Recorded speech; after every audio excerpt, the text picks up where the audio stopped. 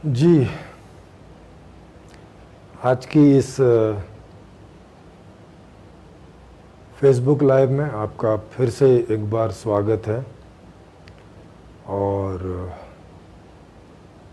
आज का जो टॉपिक है वो जो राजनीतिज्ञ हैं उनके ऊपर है कि उनकी क्या दिक्कतें हैं, उनकी क्या समस्याएं हैं आज की व्यवस्था में। कौन? राजनीतिज्ञ, जो व्यवस्था को ही बनाते और चलाते हैं। आप समझिए, जो व्यवस्था को बनाते हैं और चलाते हैं वो भी खुद कितने परेशान रहते हैं आज की व्यवस्था में। आज का टॉपिक इसी बात पर है कि वो कितने परेशान हैं और उनकी परेशानी का क्या कारण है, और संपूर्ण समाधान में जो नेता लोग होंगे क्या वो परेशान होंगे, क्या ये कारण वहाँ बने रहेंगे या ये कारण वहाँ नहीं होंगे। तो कैसे होगा संपूर्ण समाधान में जिसमें कि नेताओं की भी कोई प्रॉब्लम वहाँ नहीं होगी। जैसे अभी तक हमने बाकी बहुत सारे प्रोफेशंस देखे हैं, बहुत सारे जो रोजगार हैं वो देखे हैं कि अमीर अमीर रोजगार, जैसे व्यापारी हैं, उद्योगपति हैं, आर्मी पुलिस हैं, शिक्षक हैं, उनके अभिभावक हैं, बच्चे हैं, मुल्ला पुरोहित, ये डॉक्टर, ये सब हैं, उनका सब हमने देखा कि वो सब आज की इस व्यवस्था में कैसे करके परेशान हैं। तो चलो उनकी परेशानी तो यूं करके समझ आती है कि भाई ठीक है ना, वो व्यवस्था बनाने वाले हैं और ना वो चलाने वाले हैं, तो ठीक है वो परेशान हो सकते हैं।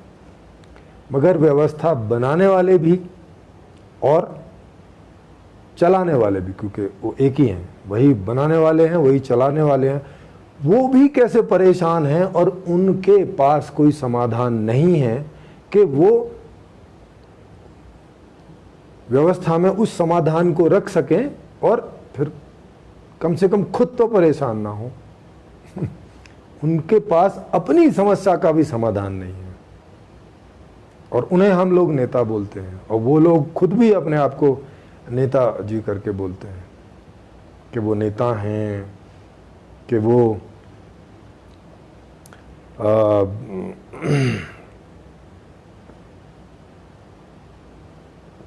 पॉलिटिशियन हैं, बड़ी बड़ी पार्टीज के अध्यक्ष हैं, चलाते हैं, बड़े बड़े उनके संगठन हैं,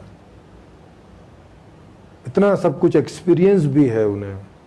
और जब वो सरकार चलाने का जिम्मा जनता उनको देती है तो पूरे 5 साल परेशान ही दिखाई देते हैं।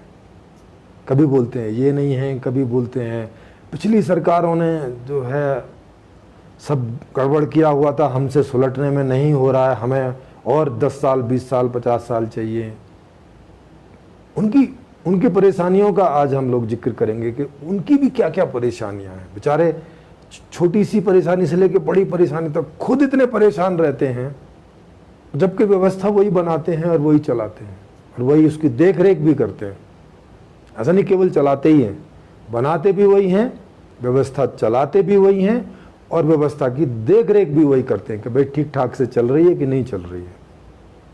उसके बावजूद अभी इतनी सारी परेशानियां हैं उनकी कि वो अपनी परेशानियों का हल व्यवस्था बनाने में, कि चलाने में, कि देखरेख करने के द्वारा नहीं निवारण कर पाते।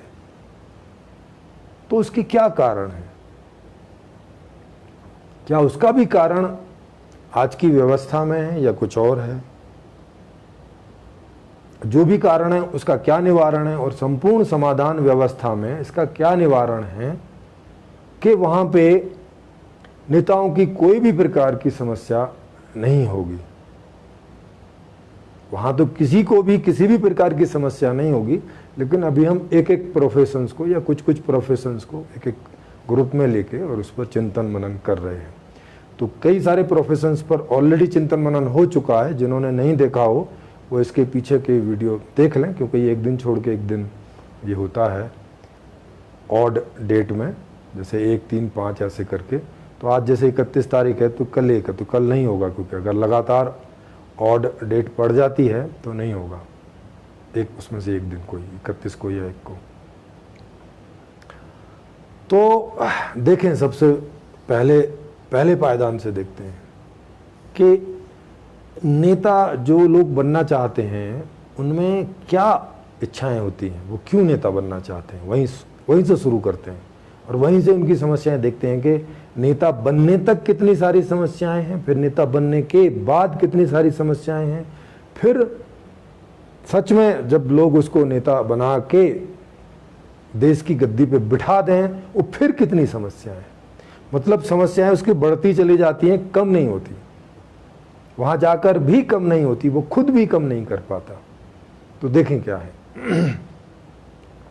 अभी आपने देखे होंगे कि लगभग सभी पार्टीज में कार्यकर्ता होते हैं और वो सब कार्यकर्ता इसी इच्छा और भावना के साथ वहां जाते हैं, सारे तो नहीं लेकिन उनमें से अच्छा खासा परसेंटेज है, 20-25% तो ऐसा होगा कि जो बड़े पदों पर, माने नेतागिरी के पदों पर पहुंचना चाहते हैं। बाकी तो ऐसे ही होते हैं कि ठीक है भाई हम जहाँ तक पहुंच जाएं, या वो उनके अपने दूसरे रोजगार भी होते हैं या दूसरे प्रोफेशन में होते हैं, सोचते हैं जितनी थोड़ी बहुत सेवा हो जाए। मगर 20-25% तो कम से कम ऐसे लोग होते ही हैं कि जो चाहते हैं कि हम तो नेतागिरी के पद तक पहुँचें, कम से कम प्रधान बन जाएं या एमएलए बन जाएं, और नहीं तो एमपी तो बन ही जाएं, और प्रधानमंत्री भी बन जाएं तो क्या बात है, और राष्ट्रपति की भी ख्वाब वो देखते हैं इस तरह से। और ऐसा नहीं है कि वो शुरू में ऐसा सोच के करते हैं कि वहाँ हमें ये सुख सुविधा मिलेगी, हमें ये मिलेगा, हमें वो मिलेगा, ये बातें रहती हैं पर ये इतनी इम्पोर्टेंट नहीं रहती।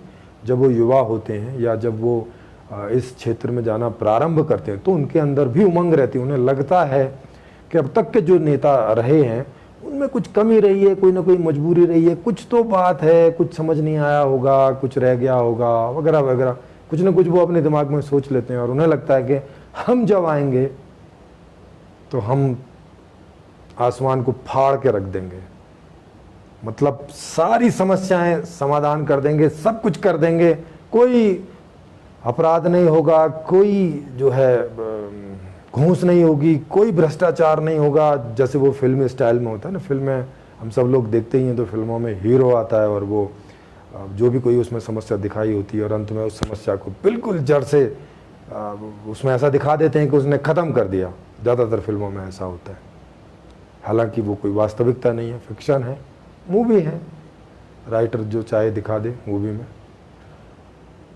तो पर वो लोगों के जहन में असर डालती है और लोगों को लगता है कि नहीं हम कुछ करेंगे। और ऐसे कई उदाहरण हैं पीछे इतिहास में, जैसे आप जेपी को देख लें, उन्होंने कितना बड़ा आंदोलन किया, अच्छी खासी नेशनल लेवल की सरकार हिला दी, पर हुआ क्या, वही ढाक के 3 पात। जब उनके लोगों को गवर्नमेंट में मौका मिला तो उनको समझ ही नहीं आया कि क्या करें, वह सरकार कैसे चलाएं, क्योंकि कोई भी एक्सपीरियंस नहीं, भाई क्या किया जाए। तब तो पढ़ाई का लेवल भी बहुत कम था, वो भाई कैसे करें, क्या करें। वो जैसे ऐसे होता है ना कि किसी आदमी को अचानक 1 करोड़ का सूटकेस मिल जाए, मतलब 1 करोड़ रुपए उसमें रखा, तो वो उसको समझ नहीं आता कि क्या करे। इसको बैंक लेके जाएगा तो पता चल जाएगा, घर में रखेगा तो कोई लूट ना ले, उसको होश फाख्ता हो जाते हैं, उसको समझ नहीं आता कि मैं क्या करूं। और जबकि वही बनिया बाटू करोड़ों रुपयों का रोज इधर उधर करते हैं, उनको कोई समस्या नहीं, क्योंकि उनको रहता है कहाँ क्या करना है, चाहे 1 नंबर से करें चाहे 2 नंबर से करें।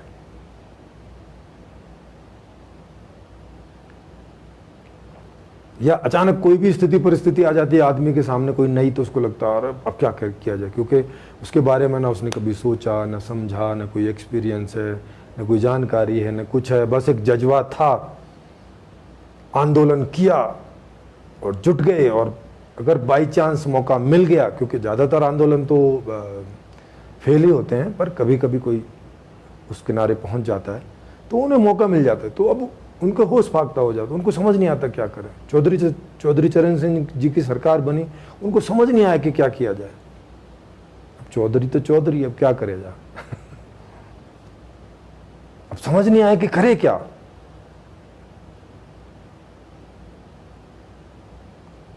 करे क्या?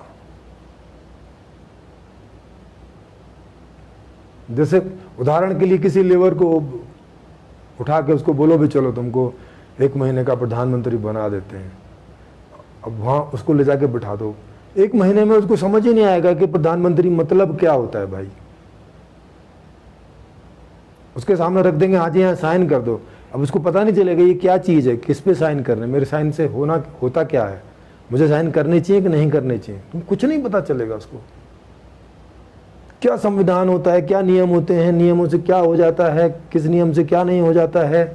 दुनिया में समस्याओं के बारे में तो खैर सुन रखा होगा, टीवी रेडियो पे चलता रहता है,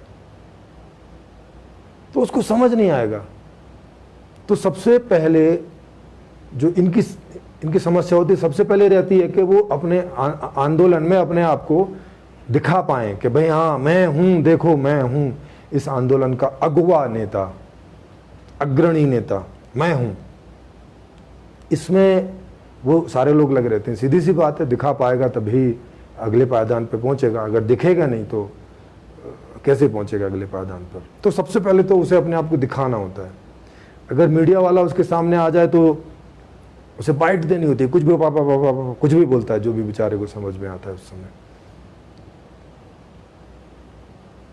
और जो थोड़े से पढ़े लिखे लोग हैं वो कुछ बोल पाते हैं, जैसे हैं कई पीएचडी होल्डर भी हैं अभी जो जिन्होंने जेएनयू से किया था, क्या नाम उनका, जो जिन्होंने बिहार में इलेक्शन भी लड़ा था, मुझे नाम याद नहीं आ रहा, किन्हीं को याद आए तो कमेंट में लिखना। तो अब वो कॉलेज की जो नेहरू यूनिवर्सिटी थी, यूनिवर्सिटी से जो है राजनीति में आए और उन्हें मौका भी मिला, मीडिया वाले भी आए, उन्होंने काफ़ी सारे जो है अपनी बातें भी रखी और वो एक इस लेवल तक पहुंच भी गए, ये सब मेहनत करते हुए। आप देखो कितनी मेहनत करनी पड़ती है, और ये अकेले नहीं थे जो वो सब मेहनत कर रहे थे, उसमें कई सारे थे, कम से कम 8-10 उनकी तरह के लोग थे जो मेहनत कर रहे थे कि वो जो मुख्य नेताओं की लाइन है उसमें पहुंच जाएं, कम से कम मतलब इस स्थिति में पहुंच जाएं कि कम से कम वो अगर कहीं से खड़े हो जाएं तो लोग उन्हें जिता दें, केजरीवाल जैसी स्थिति में पहुंच जाएं, है ना। वो क्या थे जो जवाहरलाल नेहरू से जो फिर बिहार में लड़े पर हार गए, थोड़े से वोटों से, बहुत ज़्यादा वोटों से हारे नहीं। उन्होंने वहाँ से पीएचडी की है बाद में। तो उनको देखें कि कितनी मेहनत, एक तो आम घर से, मतलब पढ़ाई मुश्किल है वहाँ पे, जो नेहरू यूनिवर्सिटी है उसमें क्या नाम है, सब्सिडी वगैरह मिलके और उस तरह से मिलके तो पढ़ाई होती है, तो जैसे तैसे मुश्किल से पढ़ाई में पहुँचना, पहले तो उस तरह की पीएचडी करना ये छोटी बात नहीं है। फिर पूरा का पूरा वहाँ पे उस तरह का घटनाक्रम घटा और उसमें वो उनके ऊपर केस हुए, फिर कभी 2-2.5 साल में उनके ऊपर वो क्या नाम है चार्जशीट भी फाइल नहीं हुई, फिर फाइल हुई, फिर पता नहीं कुछ समय शायद अरेस्ट हुए कि नहीं हुए, क्या हुआ। तो फिर उन्हें बिहार से जो है अल्टीमेटली इलेक्शन लड़ने का मौका मिला और पर वो नहीं जीत पाए। तो अब ये देखो कि उनके पीछे कितने सारे लोग लगे होंगे इस आशा में, उनके वर्कर मतलब उनके फॉलोवर भी होंगे, उनके हेल्पर भी होंगे जिन्होंने उनको हेल्प किया होगा, पैसे से हेल्प किया होगा, वोटों से हेल्प किया होगा और सब तरह से हेल्प किया होगा। तो उसके बावजूद भी वो नहीं जीत सके, तो ये कितनी बड़ी वो है, मुश्किल है एक आदमी को जो एक नेता बनना चाहता है, कितनी डिफिकल्टी है कि वो अपनी बात रख रहा है। मतलब उनको तो मौका भी मिला, बहुत सारे लोगों को तो मौका नहीं मिलता जो नेता बनना चाहते हैं, उनको मौके ही नहीं आते। तो किसी को मौका मिला भी तो वहाँ पहुँचे तो अब वहाँ पे करोड़ों रुपए खर्च भी हुआ होगा, उनका नहीं, जिन लोगों ने उन पे कुछ विश्वास किया होगा, भरोसा किया होगा कि ये जीत जाएंगे, कुछ हो जाएंगे, तो फिर हम इनसे अपना लाभ उठाएंगे वगैरह वगैरह, सबके अपना गणित होता है। तो इलेक्शन में लड़े, 2-4 महीने खूब धुआंधार प्रचार भी किया, सब कुछ हुआ, पर जीत नहीं पाए। पहली समस्या ये, पहली समस्या हो गई वहाँ तक पहुँचना, दूसरी समस्या जीतना। अब जो जीत गए तो पता चला कि भाई उनकी नहीं चलती है, जो चलती है वो तो प्रधानमंत्री की चलती है। आपको तो बस जिस पार्टी के हो या जिस पार्टी को सपोर्ट कर रहे हो, उस पार्टी का जो भी कोई एजेंडा होगा, जो भी वो अपना वहाँ पे नियम पारित करने के लिए रखेगी, आपको तो हाँ में ही वोट करना है। अब यार ये क्या बात हुई, हम तो आए थे यहाँ ये लेने के, हम यहाँ सब कुछ बदल देंगे, ये कर देंगे, वो कर देंगे। नहीं भाई, जैसे उधर कुछ टाइप की डेमोक्रेसी होती है, वैसे ही इधर भी कुछ टाइप की डेमोक्रेसी होती है। वहाँ भी आपको आधे से ज़्यादा बहुमत देना पड़ता है, तब कोई नियम पारित होता है या हटता है या कोई चेंज होता है। तुम्हारे अकेले से कुछ नहीं होता वहाँ, और अकेले से कुछ होता है तो वो होता है प्रधानमंत्री से। उसकी उतनी रहती है कि उससे कोई एग्री हो ना हो, उसकी पार्टी के लोगों को तो मोहर लगानी ही पड़ेगी, हाँ ही करना पड़ेगा। ये एक समस्या, ये उसके अंदर की समस्या। ठीक है, वहाँ 2-2.5 लाख रुपए की उसको सैलरी मिल जाती है, और भी दूसरे बहुत सारे अलाउंस और बहुत सारी फैसिलिटी मिल जाती है। ये एक समस्या थोड़ी उसकी दूर होती है। अगर वो पीछे से गरीब है, गरीब नहीं है तब तो ठीक है, इससे कोई फ़र्क नहीं पड़ता उसको। लेकिन अगर गरीब है तो उससे उसको काफ़ी फ़र्क पड़ता है। तो ठीक है, वो उसकी थोड़ी सी एक हल्की सी उठती है, फिर लोग डोनेशन वाले भी आ जाते हैं कुछ, फिर भाई हमारे बच्चों को नौकरी लगवा दो, ये करवा दो, वो करवा दो, या नेताओं को अंदर खाने पता रहता है कहाँ पे एयरपोर्ट आने वाला है, कहाँ क्या है, तो वहाँ की लैंड को वो अपने लोगों को खरीदवा देते हैं, भाई यहाँ खरीद लो, यहाँ पे आने वाला है, ऐसे ऐसे करके, और उसमें से बहुत सारा कुछ खुद भी बहुत सारा फ़ायदा उठाते हैं। इस तरह से सब चलता रहता है। तो अब लेकिन अब जो लोग जज्बे से आए, मैं उनकी बात कर रहा हूँ, अब जो जज्बे से आए तो वो शुरू में पूरी नेतागिरी करने की कोशिश करते हैं, मतलब ईमानदारी से। वो चाहते हैं कि उन्होंने जो अब तक समझा होता है कि ये नियम खराब है, वो खराब है, ये ऐसा है, वो वैसा है, वो अपनी पार्टी में इन सब बातों को रखते भी हैं। कोई तो संसद में भी इन क्वेश्चंस को उठाते हैं। लेकिन अगर प्रधानमंत्री उस लाइन में नहीं है तो वो उन्हें बोल देता हाँ, या उनको बराबर करता, अच्छा ठीक है, बाद में देखेंगे। वो बेचारे के 5 साल पूरे हो जाते हैं और वो कभी देखने में आता नहीं। ये समस्या। अच्छा, अब कोई प्रधानमंत्री बन गया, चलो ये तो वो हैं कि जो अभी रास्ते में है, वहाँ तक पहुँचे नहीं। अब कोई प्रधानमंत्री बन गए, जैसे मनमोहन सिंह बन गए, उनके पहले अटल बिहारी जी बन गए, उनके पहले और भी कई थे, पीवी नरसिम्हा राव, चंद्रशेखर आज़ाद और कई और फिर नेहरू, इंदिरा गांधी, मोतीलाल नेहरू, बाद में फिर अभी मोदी जी हैं, 7 साल से फाइट कर रहे हैं, 7 साल से स्ट्रगल कर रहे हैं, और नेहरू उनका पीछा नहीं छोड़ रहा अभी तक। उनको अब आके यहाँ पता चला है कि नेहरू जी ने इतनी सारी गड़बड़ी कर रखी है कि अब इनसे कम से कम वो 20-30 साल से पहले नहीं इनके सुलटने में आएंगे, और पता नहीं उतने में भी सुलट पाएंगे कि नहीं, ऐसा तो वो कह रहे हैं। जबकि नियम बनाने वाले ये, चलाने वाले ये, देख रेख करने वाले ये, अरे जो कुछ खराबी हो रखी है कर लो, ठीक भाई। चलो मनमोहन और अटल बिहारी और बीच में तो ऐसी सरकारें रही थी कि उनका तो बहुमत नहीं था, तो वहाँ तो नियम बनाने में तो समस्या थी, जो थे उसी के हिसाब से चलाना होता था। तो अब अगर मान लिया खराब थे तो भैया खराब ढंग से ही चलाना पड़ता। तो उनकी वो परेशानी, मनमोहन सिंह ये परेशान थे, यार मेरी कोई सुनता नहीं है, मुझे सोनिया जी की सुननी पड़ती है, सोनिया जी जो बोल देती हैं वो मुझे करना पड़ता है। Sonia ji is the chairperson of India, of Indian prime minister. ऐसा तो 1-2 बार उन्होंने तो खुल के भी कहा कि भाई मैं तो अपनी जान भी दे दूं सोनिया जी के लिए तो कम है।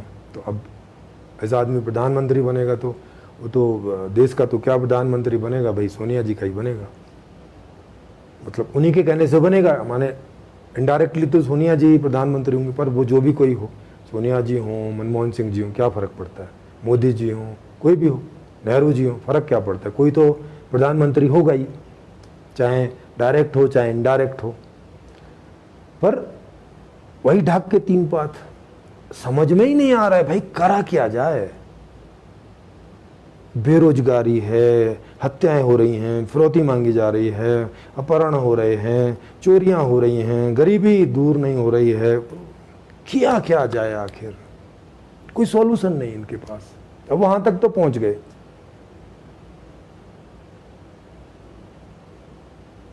अब क्या करें। अब जैसे आरएसएस बीजेपी के थ्रू सरकार में तो पहुंच गई, अब क्या करे।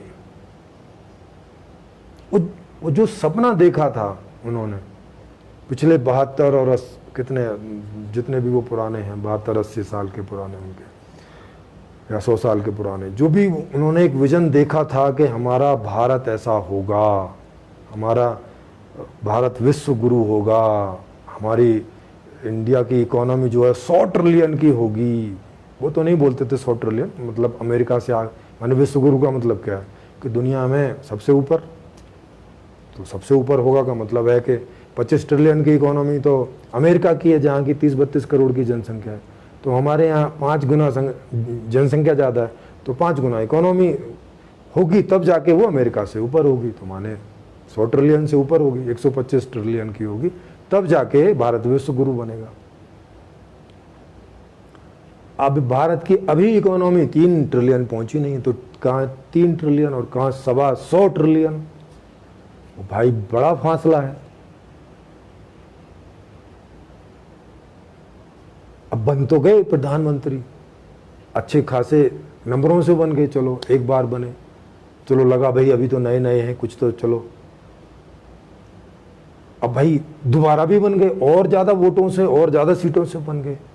अब भाई समस्या तो अब भी वही है, अब क्या करें, क्योंकि मोदी जी के भी तो अपने सपने रहे होंगे ना कि मैं भारत को वहां फ्लाई करा दूं, स्काई, वो बोलते ना कि स्काई इज द लिमिट, मतलब कोई लिमिट नहीं, उसको अंग्रेजी में बोलते हैं स्काई इज द लिमिट। तो सपने तो उनके भी रहे होंगे, वो भी जो है घर से 16 साल 17 साल की अवस्था में छोड़ के गए और कुछ बनना चाहते थे। विवेकानंद जी से वो बहुत प्रेरित थे और इनसे बहुत प्रेरित थे, क्या नाम है जिनकी उन्होंने मूर्ति बनाई, वो बड़ी सी, सरदार पटेल जी, वो उनके आदर्श पुरुष। तो अब क्या किया जाए। ठीक है, जनता ने तुम्हें जैसे तैसे पहुंचा दिया, तो कुछ मेहनत तुमने की, कुछ समय ने ऐसी स्थिति करी कि कांग्रेस को जो है उसमें डाल दिया, क्या नाम है वो, घूस वाले चक्कर में। मौका मिल गया आपको, एक बार नहीं 2 बार मौका मिल गया, पर सवाल तो हर बार वही जो पीछे हर प्रधानमंत्री के सामने था कि अब क्या।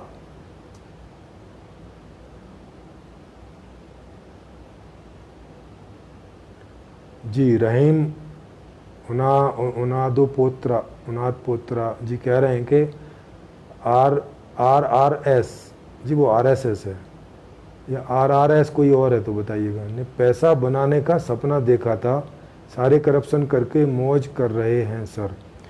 हाँ, लेकिन मतलब उनको ऐसा ब्लेम करने से कोई करके फ़ायदा नहीं है, उसको देखो कि वो ऐसी स्थिति में क्यों पहुँचे हैं।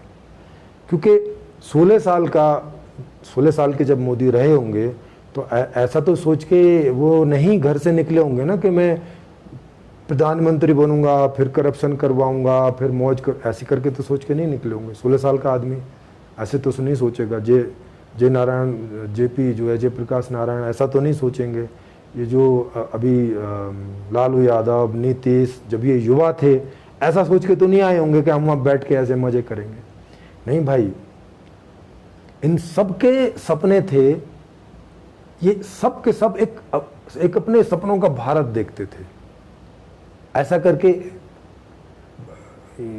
आपको जो है ये बात समझ में नहीं आएगी कि इनको बोलो कि ये तो करप्ट ही हैं, जन्म से ही करप्ट है ना। ऐसे करके जन्म से कोई करप्ट नहीं होता है।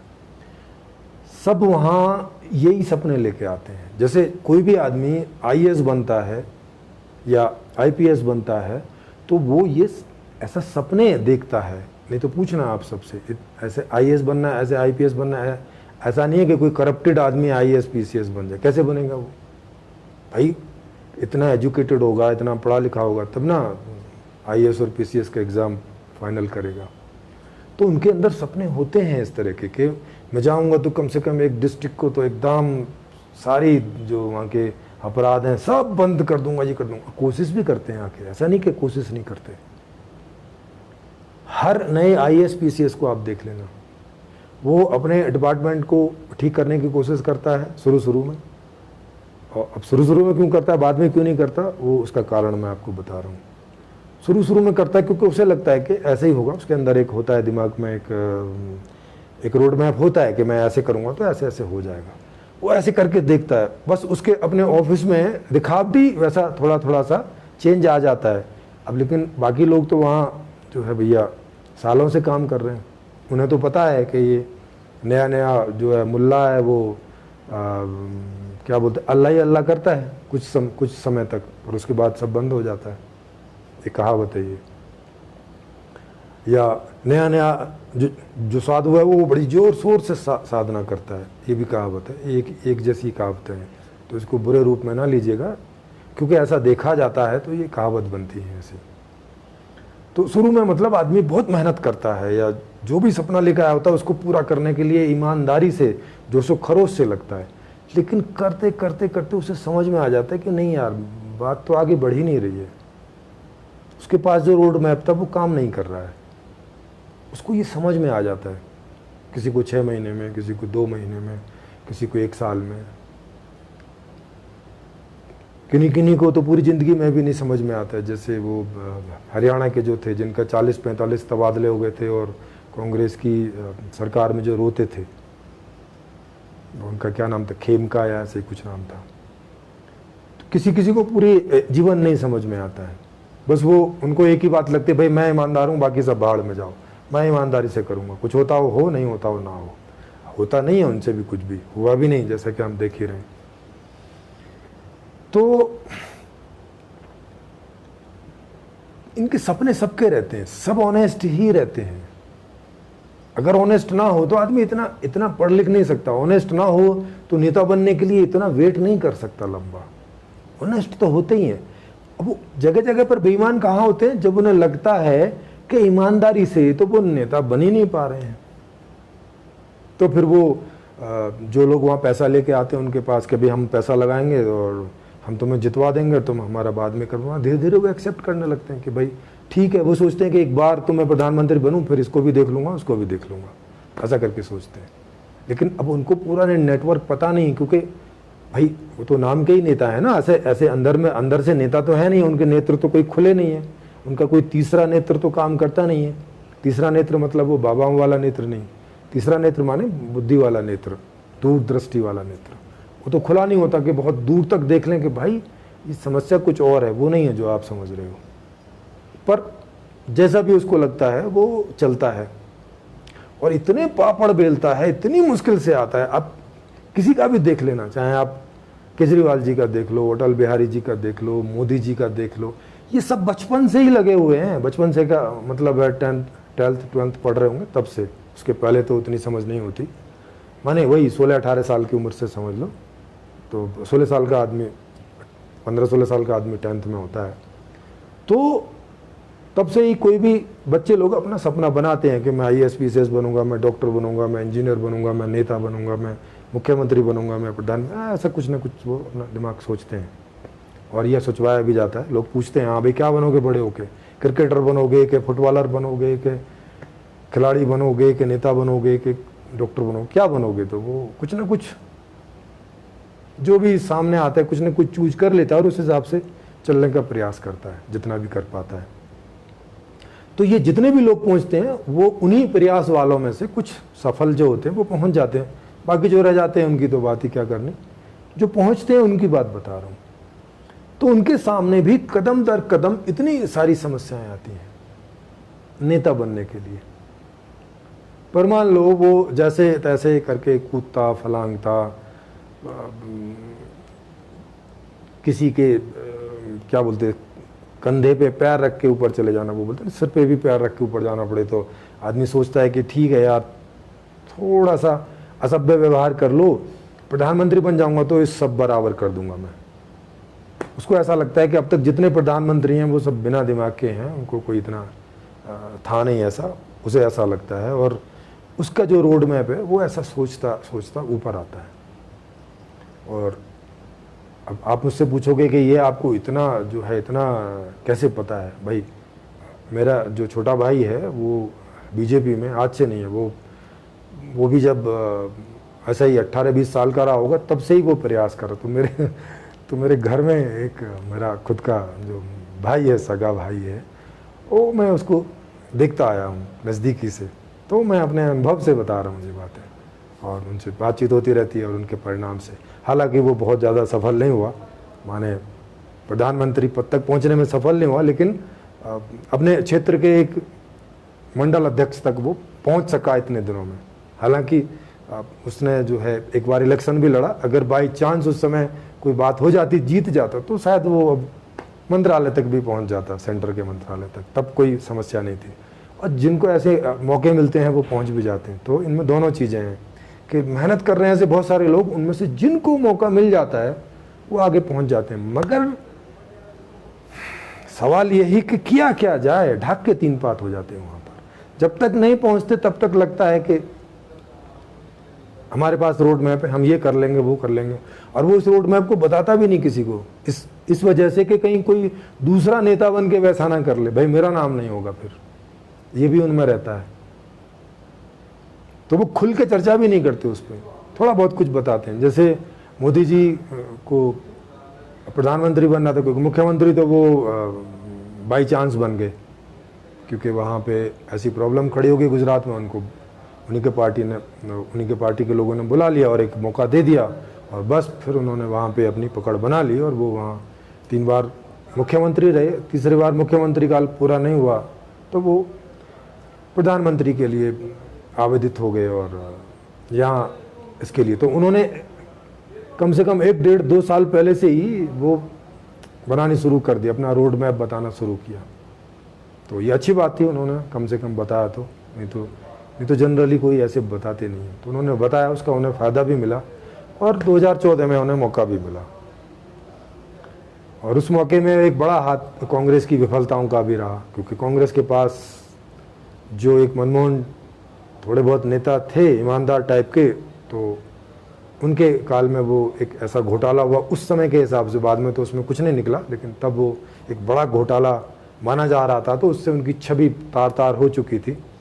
और इधर इन्होंने कोशिश भी की, हालांकि बाद में गडकरी जी ने खुद ये टीवी पर एक्सेप्ट किया कि हमें आशा नहीं थी कि हमारी सरकार बन जाएगी, हमें ये था कि सीटें बढ़ेंगी और 150, 155, 60 तक पहुंचेंगी, इससे ज़्यादा उन्हें नहीं था कि सरकार ही बन जाएगी। और वो कह भी रहे थे, हमने तो कई ऐसे वादे किए थे कि बनने के बाद में फिर सोचा अब ये पूरा कैसे होगा, ये तो हमने ऐसे ही कर दिए थे, हमें अंदाजा नहीं था कि हम कोई जीत के आएंगे। तो अब सोचो, अब जो जितने बड़े पद पर पहुंच रहा है, जैसे मोदी जी मुख्यमंत्री के पद पर पहुंच रहे हैं, तो उनके ऊपर प्रेशर तो है ना कि वो उस लेवल का कुछ करके दिखाएं। होता है कि नहीं होता है? नहीं तो 18 घंटे काहे के लिए काम करेंगे भाई, वो भी 8 घंटे करके सो सकते हैं ना आराम से, या अपने दूसरे एंजॉय कर सकते हैं। तो उनका कोई सपना रहा होगा तभी ना 18 घंटे काम कर रहे हैं इस उम्र में। तो 18 घंटे काम कर रहे हैं, फिर भी मामला सुलट नहीं रहा है, फिर भी समझ नहीं आ रहा कि क्या नियम बनाओ और क्या नियम हटाओ और क्या नियम बदलो, जिससे कि सूरत हाल बदले, जिससे कि देश विश्व गुरु बन जाए या विश्व वसुधैव कुटुंबकम हो जाए। विश्व वसुधैव कुटुंबकम तो अभी बहुत दूर का सपना है, अभी तो भारत ही नहीं सुलटने में आ रहा है।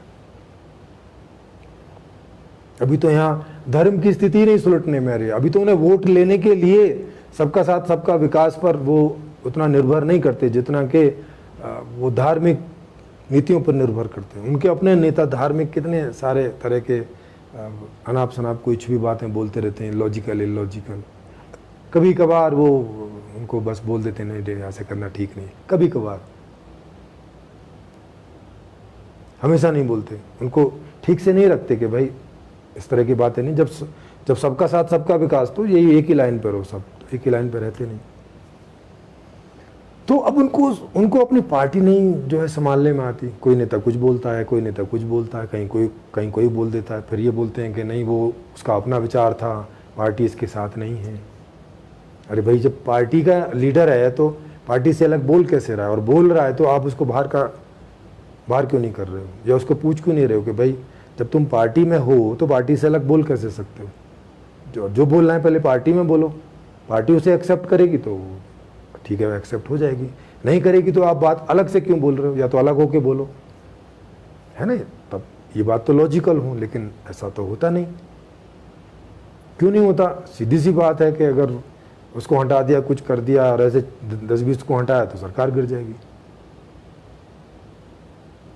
तो पार्टी को भी बना के रखना, चलाना भी है, और किन किन को सीटें, किन किन को टिकट देते हैं आप देखते ही हो कि 40-45% से ज़्यादा जो लोग हैं वो हैं जिन पे हिनियस क्राइम है, मतलब बड़े अपराध हैं, ऐसे छोटे मोटे नहीं जो ऐसे कोई झूठ मूठ के भी उनके ऊपर हो जाते हैं। ठीक है, नेता लोग हैं तो कई झूठे भी होते होंगे, पर कईयों पे तो हिनियस, मतलब मर्डर तक के क्राइम है, मर्डर के हैं, रेप, वो जो था यूपी में उसके ऊपर रेप का क्राइम का आरोप कब से था, और वो कब जाके उसको इन्होंने हटाया,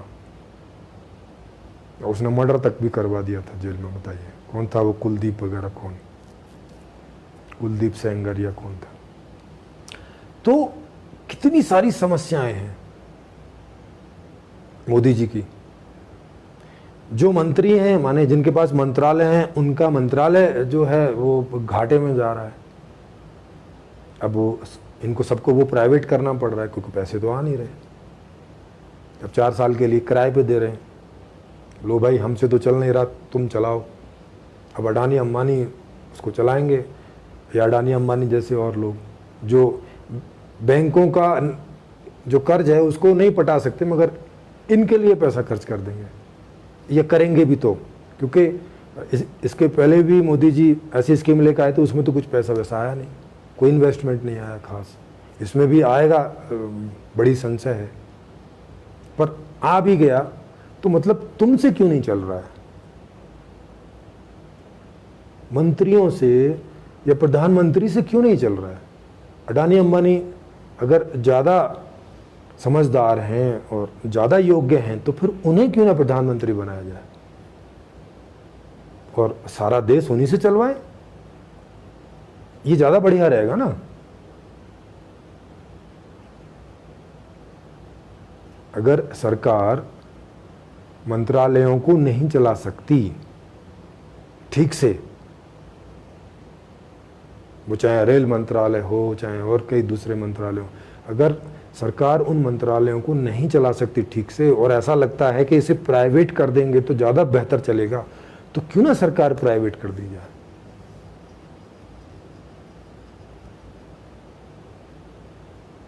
क्यों ना, जैसे कोई 10-20 लोग होंगे, जैसे टाटा है, अंबानी है, बिरला है, अडानी हैं, और भी हैं ऐसे 150 तो होंगे भारत में, तो क्यों ना भारत का एक एक स्टेट, एक एक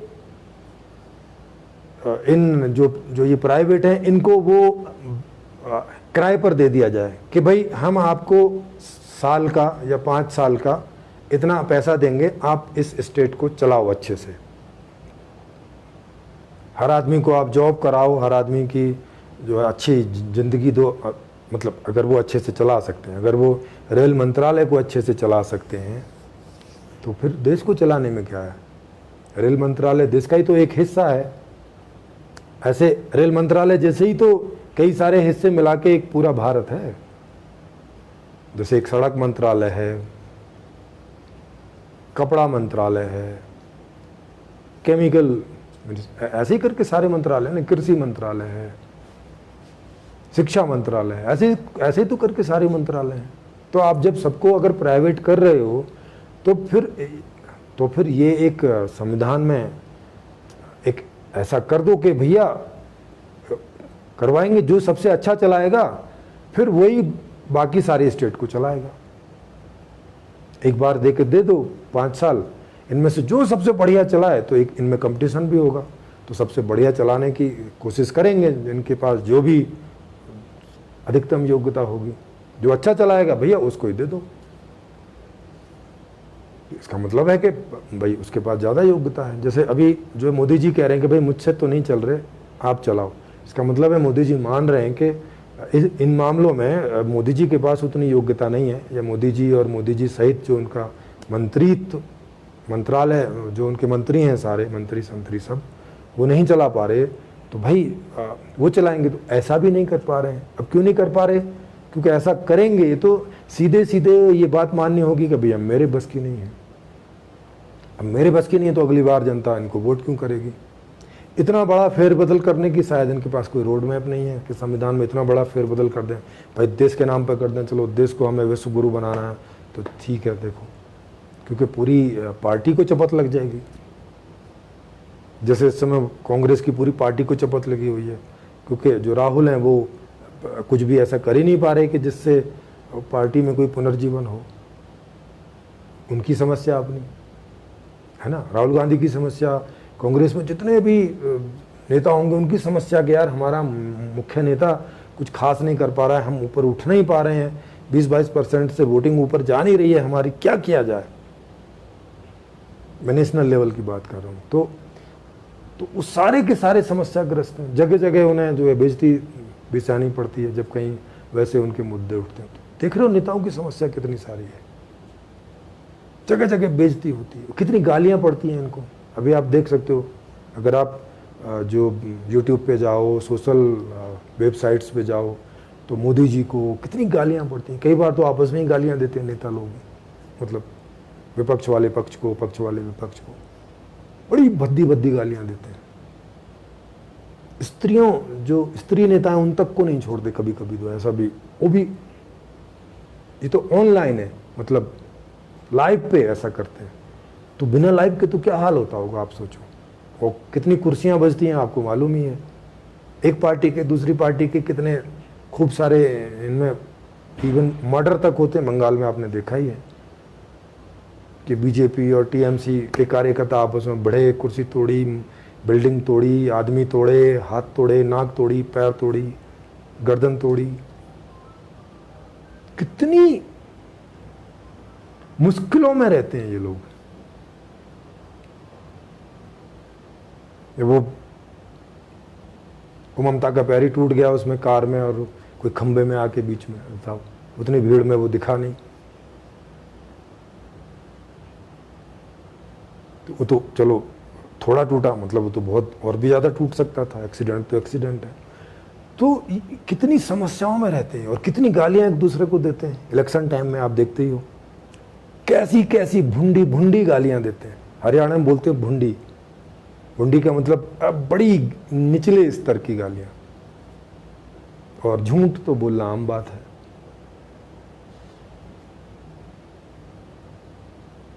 सरकार ने आंकड़े ही अब बताने बंद कर दिए, बोले बेरोजगारी का अब कोई आंकड़ा नहीं दिया जाएगा। भाई सब लोग कोई ना कोई काम कर रहे हैं, सब रोजगार है, कोई बेरोजगार नहीं है। ये फालतू का मंत्रालय है, इससे कुछ नहीं होता। उन्होंने मंत्रालय ही बंद कर दिया। करना पड़ता है भाई, क्या करे क्या। आए तो थे, बड़ा ख्वाब लेके आए तो थे ऐसा कि लेस गवर्नेंस और more, less government and more governance, आए तो थे ऐसा करके। अब जब मोर गवर्नमेंट की है उन्होंने, अब भी कुछ नहीं हो रहा है।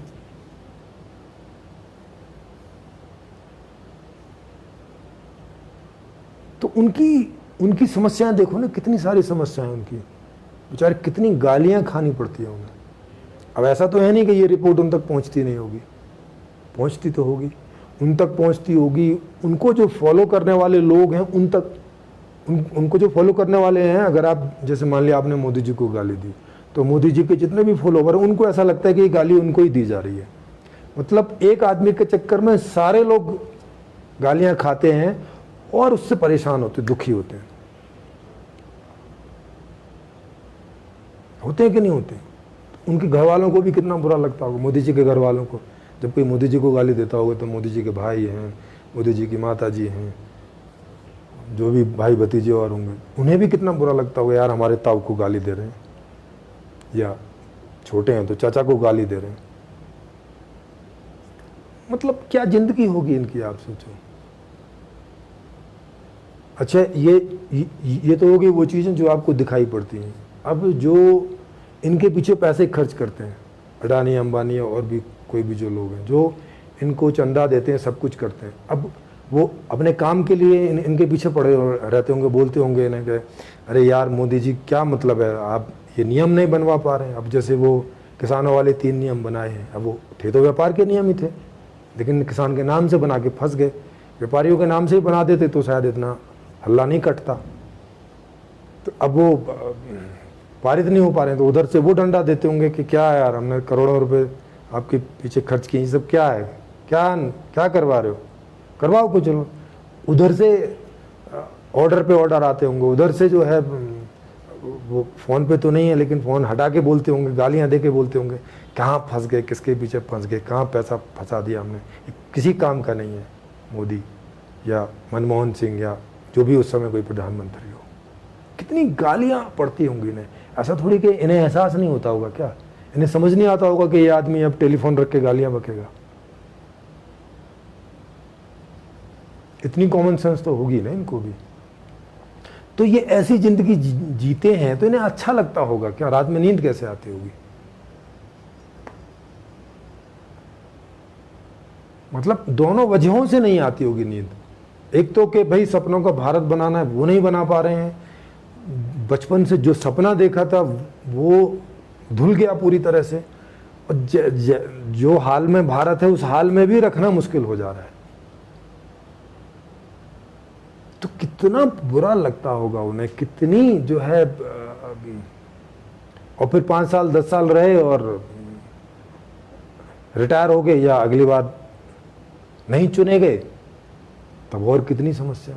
अब आडवाणी जी की समस्या देखो, वो प्रधानमंत्री बनना चाहते थे, ले दे के वो प्रधानमंत्री तक रह गए, कितनी कोशिश की थी, और बाद में आप देखते ही हो क्या हाल चाल हुआ उनका, कितनी बुरी बेइज्जती सहनी पड़ी। मोदी जी के सामने हाथ जोड़ जोड़ के खड़े रहते थे।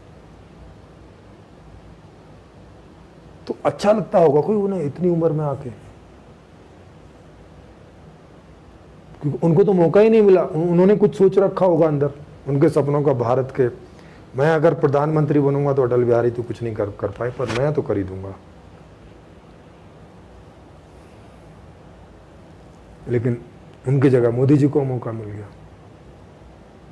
एक इलेक्शन में तो उनको भी था मौका, उनको था कि नहीं, अटल बिहारी जी को था, जिनको भी था, तो वो तो मौका ही नहीं मिला था। 10 साल कांग्रेस की सरकार रही। तो कहने का मतलब ये कितनी उठा पटक में इनकी जिंदगी रहती है। और भारत में इलेक्शन का ऐसा हिसाब कि कोई ना कोई स्टेट में या सेंटर में कहीं ना कहीं चलते रहते हैं, इन्हें बिल्कुल कहीं भी आराम नहीं मिलता है। इन्हें हर जगह जहाँ भी इलेक्शन चलेंगे वहाँ जाएंगे, दूसरी पार्टी को गालियाँ बकेंगे, ये करेंगे वो करेंगे, कुछ झूठी गालियाँ होंगी, कुछ सच्ची गालियाँ होंगी, माने कुछ झूठा क्रिटिसिज्म होगा, कुछ सच्चा क्रिटिसिज्म होगा, कुछ ये होगा, कुछ वो होगा। कभी कोई किसान हड़ताल कर रहे हैं, कभी कोई लेबर यूनियन हड़ताल कर रही है, कभी कोई कर रहा है, कभी ये सब चल रहा है। प्रधानमंत्री को दिमाग में नहीं होता होगा कि क्या करें यार इसका। ये रामलीला मैदान में बैठे ही रहते हैं कोई ना कोई। वो देखो, वो जब रामदेव जी बैठे थे तो सरकार कितनी परेशान हो गई थी, क्योंकि उनको पता चल गया था कि अब तुम जाने वाले हो, क्योंकि कई चीज़ें हो गई थी। तो बताओ, रात में वो अटैक का भी कोई चक्कर करवा दिया था, जिसमें रामदेव जी वो सूट सलवार पहन के उन्हें भागना पड़ा था, डर के मारे, छुप के मारे। तो अब भाई नेताओं ने कुछ किया होगा तभी तो बेचारे डरे होंगे वो। या रामदेव जी भी जो है अपनी पार्टी का अनाउंस कर रहे थे, उसमें बोल रहे थे मैं भी पार्टी में आऊँगा, मैं भी इलेक्शन में आऊँगा। माने रामदेव जी भी नेता बनना चाह रहे थे। तो देखो नेता बनने में कितनी समस्या है उनको, कि सूट सलवार पहन के भागना पड़ा। माने उनको लग रहा था कि मेरा मर्डर तक हो सकता है। और जैसे रसिया में तो विपक्षियों का मर्डर होना आम बात है। पुतिन अपने सामने किसी को खड़े नहीं होने देना चाहता, वो उसको किसी न किसी उसमें अटका के और मरवा ही देता है। वहां का जो फोर्ट है उसके सामने तक मर्डर हो रखे हैं उनके विपक्षियों के। तो नेता जो है बनना, फिर बने रहना, फिर अगर वहां तक पहुंच गए जहां तक भी उन्होंने सोचा था, वहां कुछ करना और कुछ कर नहीं पाना। अब देख रहे हो कितनी कश्म उनकी जिंदगी गुजरती है। अब उन्होंने जितनी डींगे हाकी होंगी वहां तक पहुंचने में, उनके जो अपने यार दोस्त सब होंगे ना, उनको बोला होगा ना कि मुझे मौका मिल जाए तो मैं ये कर दूंगा वो कर। अभी जब वो देखेंगे पूछते होंगे, हाँ भाई मुदवा, जैसे प्यार में बोलते होंगे मोदी को, हाँ भाई मुदवा, अरे क्या हुआ, अरे तब तो बड़ी बड़ी हाकन रहे, कहते रहे विश्व गुरु बना देंगे, अब तो गुरु बनने की स्थिति भी नहीं दिखा रही है भाई। अरे कर कहा रहे हो, कुछ तो बताओ। अब फिर मोदी जी बोलते होंगे, अब बुड़वक, तो को समझना ही है, हमको भी तब समझना ही थी। अरे यहां आके पता चलता है कुछ नहीं कर सकते भाई, सब हाथ पैर बंध जाते हैं, कुछ समझ में नहीं आता कि क्या करें। मतलब मोदी जी तो ऐसे नहीं बोलते होंगे, उनकी तो गुजराती भाषा होगी, माने लालू होते तो शायद ऐसे बोलते या बोलते होंगे कि भाई पूरी जिंदगी बहुत कोशिश की, कुछ नहीं हुआ बिहार का, लालू जी के समय में। तो क्या किया जाए। अब ये सब लोग जेपी के आंदोलन से ही निकले हुए थे। लालू जी हैं, इधर यूपी के जो समाजवादी जी के थे कि हमाऊ पार्टी, साइकिल वाली समाजवादी पार्टी, और ये नीतीश जी, ये सब वहीं के निकले हुए हैं। अब अभी जैसे हैं वो जेपी जी को बहुत मानते हैं।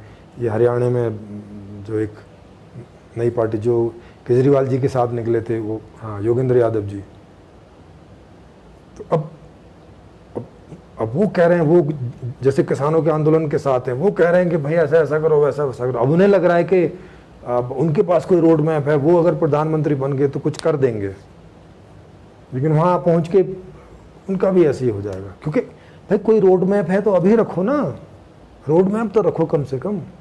जैसे मोदी जी ने कम से कम कुछ रखा तो था, आप लोग तो रोड मैप भी नहीं रखते हो। कुछ रख तो दो, अपने अंदर मत रखो उसको, उसका अभी कुछ रखोगे तो उस पर बातचीत होगी तो कुछ पाक साफ हो जाएगा। जैसे अनिल बोकिल जी ने अपना रखा कि भाई केवल एक ट्रांजैक्शन टैक्स रख दो, बाकी सारे टैक्स हटा दो, ऐसा एक रखा। तो जनता में रखा, तो उस पर जो इकोनॉमिस्ट थे उन्होंने अपनी राय रखी, उसमें समस्याएं बताई, उसमें ये सब बताया, तो वो हो गया ना, साइड हो गया उसका आर पार। अब वो बताता ही नहीं, अपने दिमाग में रखे रखता और सोचता कि मैं प्रधानमंत्री बनूंगा तब ये करूंगा, इससे कुछ हो जाएगा। जैसे मोदी जी ने सोचा कि मैं प्रधानमंत्री बनूंगा और डिमोनेटाइजेशन करूंगा और उससे आतंकवाद खत्म हो जाएगा और नकली नोट खत्म हो जाएंगे और ये खत्म हो जाएगा, और वो जो बहुत सारी बातें बताई थी 8-10 उस समय, वो तो कुछ भी नहीं हुआ। अगर इन बातों को मोदी जी पहले ही रख देते तो इन सब चीज़ों पे डिस्कशन होके मामला क्लियर हो जाता कि भाई जैसा आप सोच रहे हो ऐसा, इससे कुछ नहीं होगा। तो इस प्रयोग में जाके देश की हालत खराब नहीं होती, उस मामले में कम से कम कुछ तो ठीक होती। तो पहले से बता के डिस्कशन करना ज़्यादा अच्छा रहता है। पर अब ये लोग करते नहीं, ये लोग सोचते हैं कि नहीं मैं बता दूंगा तो दूसरा नेता ना कर ले कहीं। अरे भाई दूसरा नेता के पास अपना रोड मैप, वो भी सोचे बैठा है ऐसे ही अंदर।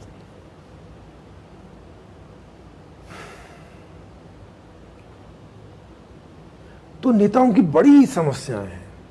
एक तो इतना पैसा खर्च होता है इलेक्शन में, 8-8, 10-10 करोड़ एमपी के इलेक्शन में। अब वो पैसा इकट्ठा करना, चंदा इकट्ठा करना, उनकी बातें सुनना, जनता की बातें सुनना, और अगर एक आध बार नेता बने और काम नहीं किया और फिर दोबारा जनता के पास वोट मांगने के, भाई इतने जूते पड़ते हैं। कोई स्याही डालता है, कोई थप्पड़ मारता है, कोई जूते मार देता है, वो गालियां तो आम बात है।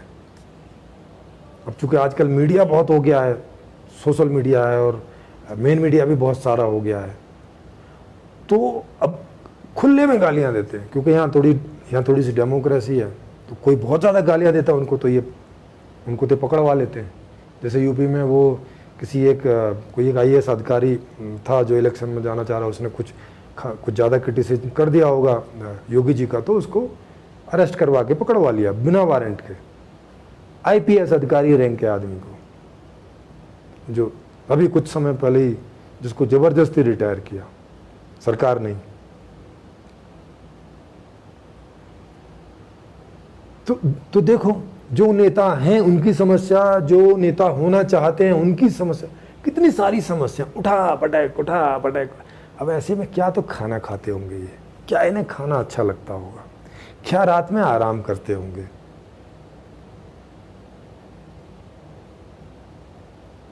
सुबह क्या आशा लेके उठते होंगे कि अब और आज कितनी गालियां खानी है।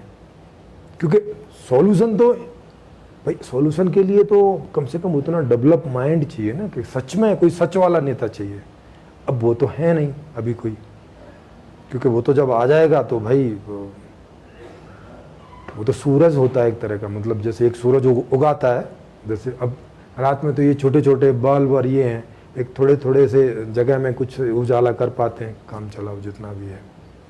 पर सूरज की बात अलग ही होती है, वो तो जब निकलता है तो भाई कोई बल्ब नहीं चाहिए। जितने हिस्से पे पड़ता है जमीन के एकदम उजाला करके रखता है, इवन आंखें तक चौंधी आती हैं। अगर जैसे दोपहरी का उजाला हो, गर्मी वाली दोपहरी का, ऐसे पूरी आंख खोल के नहीं देख सकते, इतनी रोशनी होती है उसकी। तो सच वाला जो नेता आएगा वो तो अलग ही होगा। वो तो पहले से सारी चीजें बता देगा, समाधान बता के आएगा और दे के आएगा कि ये समाधान है, ये देखो, इसको समाधान बोलते हैं।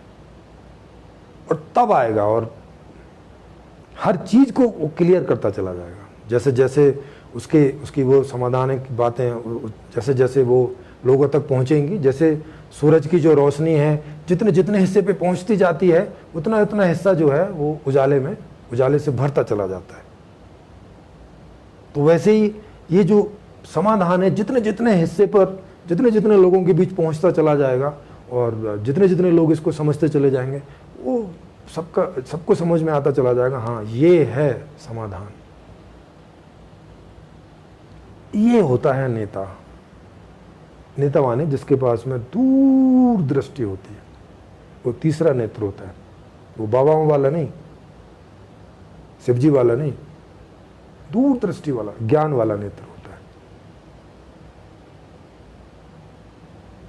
जैसे वैज्ञानिक मंगल ग्रह तक की कैलकुलेशन कर लेते हैं कि इसको यहां से भेजेंगे तो वहां कहाँ कैसे टर्न करना, क्या कर, उतनी दूर दृष्टि होती है उनकी, होती है ना दूरदृष्टि, वहां तक की कैलकुलेशन कर लेते हैं। कभी कभार होता है कि कहीं कोई मिस कैलकुलेशन होती है, नहीं तो लगभग पहुंच ही जाती है मामला। और वो एक दो बार मिस भी हो तो उसको तुरंत ठीक करके और फिर अगली बार और ठीक कर देते हैं। वो वाला नेत्र, ज्ञान नेत्र। अंतः चक्षु, ये बहिर चक्षु तो सबके पास है ही है, अंतः चक्षु।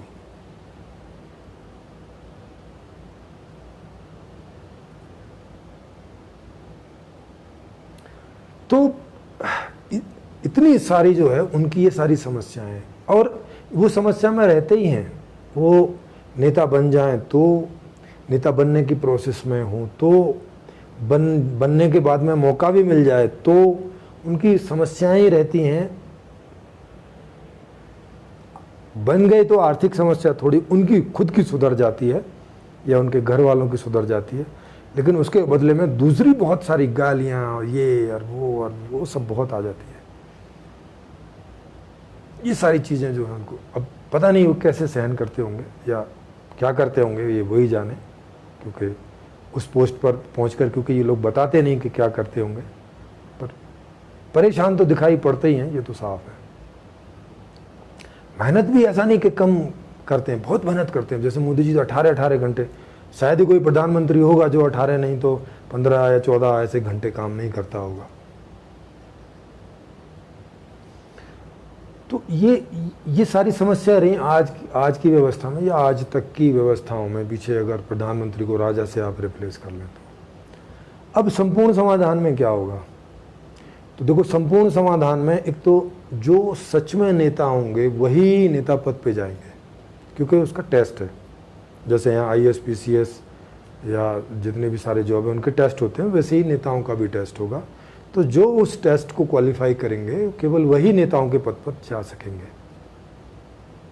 तो जो सच वाले नेता होंगे, जो सच में जो नेता होंगे, वही नेता के पद पर पहुंचेंगे। तो बाकी सब लोगों को ऐसे मैं नेता बनूंगा का चक्कर नहीं है। टेस्ट है, जैसे IAS PCS का टेस्ट होता है, टेस्ट पास कर लो, ठीक है, कहीं पर भी नेता के लिए आप खड़े हो सकते हो। जहाँ जहाँ कहीं भी जिस बात के लिए इलेक्शन होंगे वहाँ पे आप जाओगे तो खड़े हो जाओगे। दूसरा है कि जो संविधान बनाने की बात है वो जनता के पास रहेगी, वो नेताओं के पास नहीं। मान लें वो नेताओं की जिम्मेवारी नहीं होगी, वो केवल प्रपोजल दे सकते हैं, क्योंकि वो उस बात के ज्ञानी होंगे, उस बात के वो ज्ञाता होंगे। तो वो प्रपोजल देंगे कि भाई ये नियम बदल देने से या ये नियम हटा देने से या ये नियम बनाने से ये मौजूदा समस्या दूर हो जाएगी, या ये मौजूदा जो और एक सुख है, नया टाइप का सुख है, वो आ जाएगा। तो वो अपने उस बात को विद एक्सप्लेनेशन जनता के बीच रखेंगे, जनता उसको देखेगी और उसका एक प्रोसेस दिया हुआ है संपूर्ण समाधान में, उससे वो पारित हो जाएगा। पारित होने के बाद में भी 24 घंटे सत्ता की जो देश की जो सत्ता की जो ताकत है वो लोगों के हाथ में ही रहेगी। उन्हें लगेगा कि नहीं, इस नियम ने वैसा काम नहीं किया जैसा आप बता रहे थे, तो वो उसको कभी भी हटा सकते हैं, कभी भी साइड कर सकते हैं। तो ये हमेशा जनता के हाथ में रहेगा। नेताओं के हाथ में क्या रहेगा कि प्रपोजल देना और जो भी संविधान है उसके हिसाब से देश को चलाना। तो उसमें नया अर्थशास्त्र दिया है, वो तो सारी चीज़ें मैंने ही चेंज कर दी हैं, इस हिसाब से दे दी हैं कि पूरा समाधान है, उसको आप खुद अपने बल से, अपनी बुद्धि से, अपनी समझ से खुद चेक कर सकते हो। अपने आसपास आपके जो कोई बुद्धिमान आदमी है उनसे चेक करा सकते हो, तो उसे आप खुद चेक कीजिए। और जब मैं ऐसा समाधान दे सकता हूँ तो उस समय के जो नेता होंगे, जिस तरह के नेता की मैं बात कर रहा हूँ, तो वो तो फिर चलाने में भी अव्वल दर्जे के होंगे। और उनका चलाया जाना का मतलब है कि टॉप क्वालिटीज़ की जो प्रोडक्ट्स एंड सेवाएं हैं वो आपको मिलेंगी, और उसमें कुछ भी प्राइवेट नहीं है, वहाँ सब सरकारी होगा। वहाँ ऐसा नहीं है कि ये तो मैं सरकारी रखूँगा, ये तो मैं प्राइवेट कर दूँगा, ये तो मैं स्कूल तो मैं सरकारी भी रखूँगा, सरकारी अब प्राइवेट भी कर दूँगा। अरे ये क्या मतलब है? अरे या तो सब कुछ सरकारी कर दो या तो सब कुछ प्राइवेट कर दो। ये दो तरह का, ये दो मुँहे सांप क्यों बनते हो कि नहीं इतना तो मैं सरकारी रखूँगा और इतना मैं प्राइवेट कर दूँ? ये क्या मजाक है दुनिया के साथ में या देश के साथ में? अरे कोई एक तरीका अच्छा होगा ना, कोई या तो सरकार अच्छी होती होगी, या तो प्राइवेट व्यवस्था अच्छी होती होगी, या तो सरकारी व्यवस्था अच्छी होती होगी। तो जो दोनों में से जो अच्छी व्यवस्था है वही लेके आओ।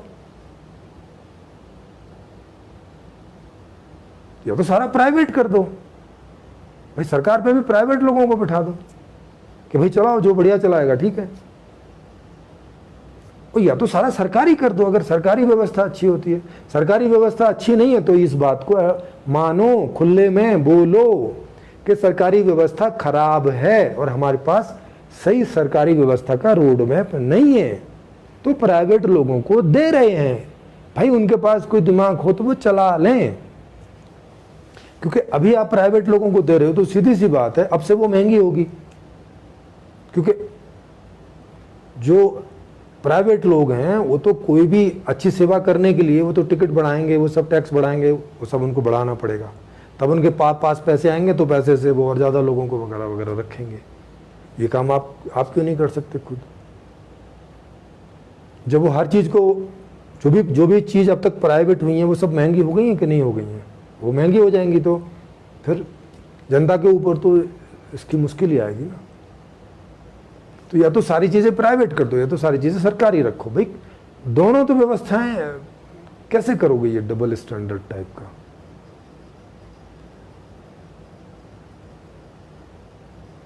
आर्मी भी, पुलिस भी, ये सब प्राइवेट कर दो कि भाई तुम जितने केस सुलझाओगे उस हिसाब से हम तुम्हें पैसा देंगे, ठेका है।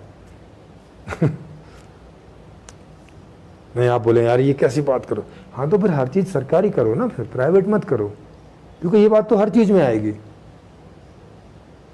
अब सेना और पुलिस का उदाहरण दिया तो आपको लगा नहीं ये तो ज़्यादा हो जाएगा, नहीं, हर चीज़ ज़्यादा ही हो जाती है आप प्राइवेट कर देते हो। प्राइवेट करने का ही मतलब है कि वो अनकंट्रोल, अब कोई कंट्रोल ही नहीं है उस पर, ना रेट का कंट्रोल है, ना बेचारे, अब किसान को क्या पता चलता है टमाटर बोए के क्या बोए, अब पता चला जब फसल आई तो रेट नहीं मिल रहे हैं। क्यों नहीं मिल रहे हैं? वो भाई मांग नहीं है। वो मांग क्यों नहीं है?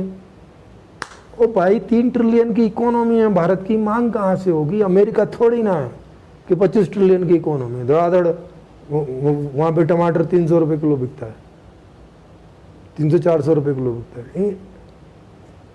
भारत है 10 रुपये किलो भी नहीं मिलता जिस समय इसका सीजन आता है।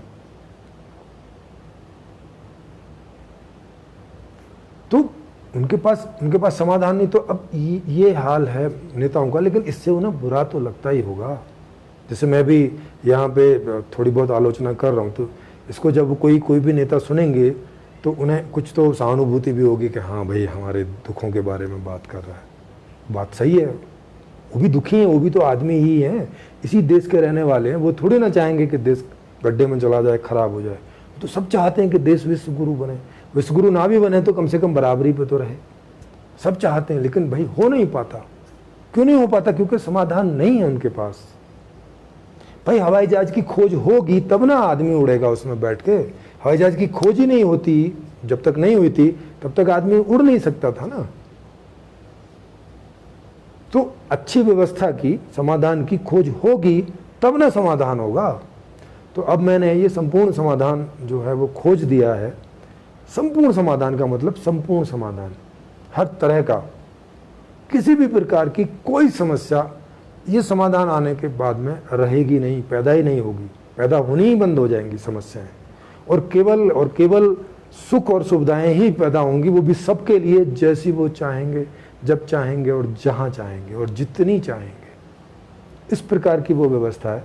तो उसको देखें, समझें, परखें, परखवाएं और लोगों तक पहुंचाएं, शेयर करें,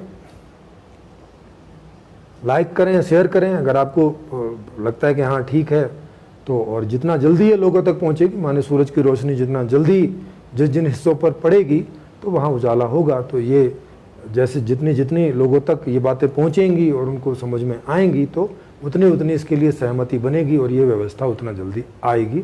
और फिर इस व्यवस्था का जो परिणाम है वो आप प्रैक्टिकली देखोगे, भोगोगे, एंजॉय करोगे। तो ये आज का टॉपिक रहा। आपका बहुत बहुत धन्यवाद। और अगले उसमें कितने 3 तारीख में फिर भेंट होगी किसी न किसी टॉपिक को लेके। तब तक सभी को नमस्कार।